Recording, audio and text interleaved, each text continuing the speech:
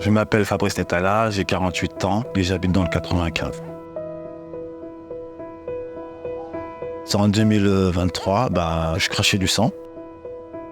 Il est allé dans la salle de bain, il a commencé à vomir. Là, on s'est dit, c'est un problème.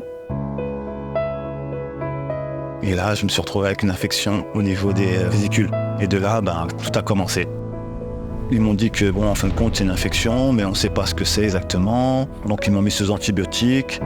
Et je suis resté 3 semaines à l'hôpital d'Herman-Aubonne. J'ai passé la radio et ils ont constaté que j'avais une insuffisance cardiaque, que mon cœur avait gonflé. J'étais très surpris, donc ça m'a fait un choc. J'ai perdu beaucoup de pourcentage de battements, de valves, de tout, quoi. Votre cœur plus l'infection, on ne peut pas gérer. Donc on va vous transférer à l'hôpital Pampineux. De là, j'ai rencontré le docteur Martin.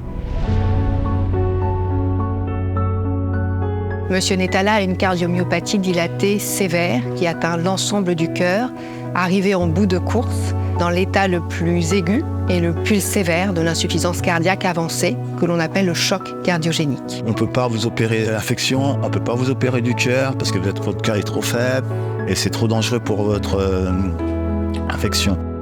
Et par la suite, le docteur Martin nous a parlé de l'Isone et que c'était la solution à envisager jusqu'à ce qu'il le greffe, qu'il lui trouve un cœur.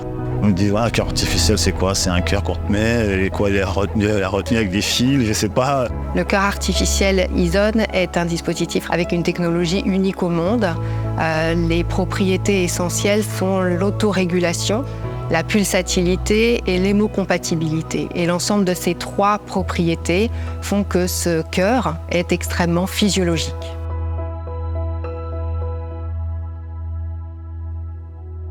Après l'implantation, ça a été difficile. J'étais surpris par le bruit de ça sort. Donc on m'a expliqué que que tout s'est bien passé après 10 heures d'opération. Ils ont vu qu'il reprenait très très vite. Et puis même moi, au bout de 2 jours, il avait déjà un teint différent.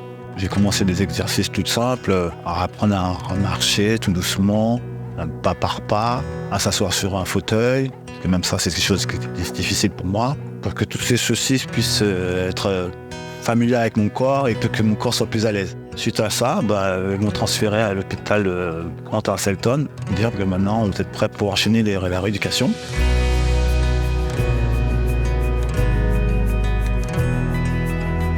J'ai vu Monsieur Netala à son arrivée dans le service. Il était capable de marcher dans sa chambre pour faire quelques déplacements. Il a pris confiance et avec le réentraînement, il était capable de marcher dans l'hôpital. Il avait retrouvé une autonomie à la marche, puis une autonomie dans les activités de la vie quotidienne, au point de sortir en permission plusieurs fois depuis qu'il est chez nous. Quasiment tous les week-ends, il est chez lui en famille et ça se passe bien.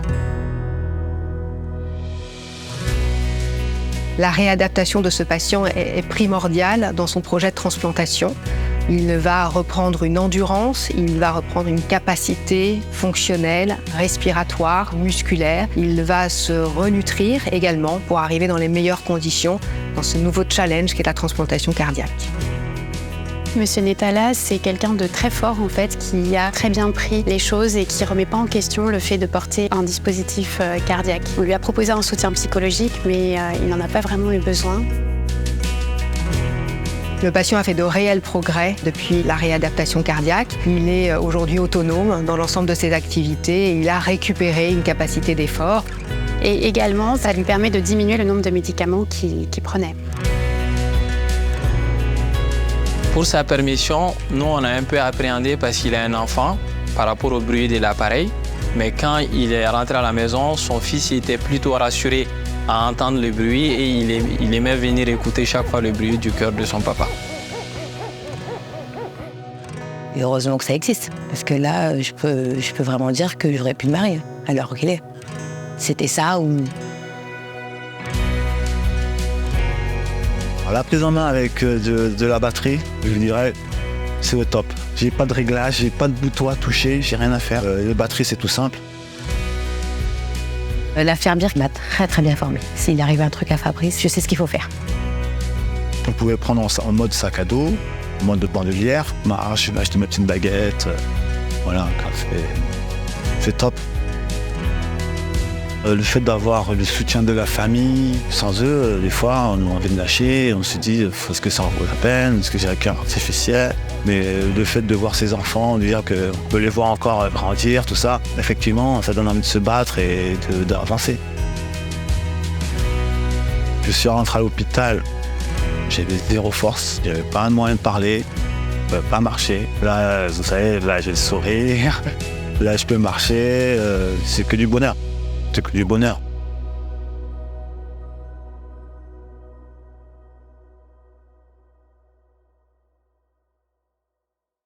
Aeson is an active implantable medical device commercially available in Europe only. Carmat SA, CE0344. The Aeson TAH is intended to replace ventricles of the native heart and is indicated as a bridge to transplant in patients suffering from end-stage biventricular heart failure, Intermax classes 1 to 4, who are not amenable to maximal medical therapy or LVAD and are likely to undergo heart transplant in the 180 days following device implantation.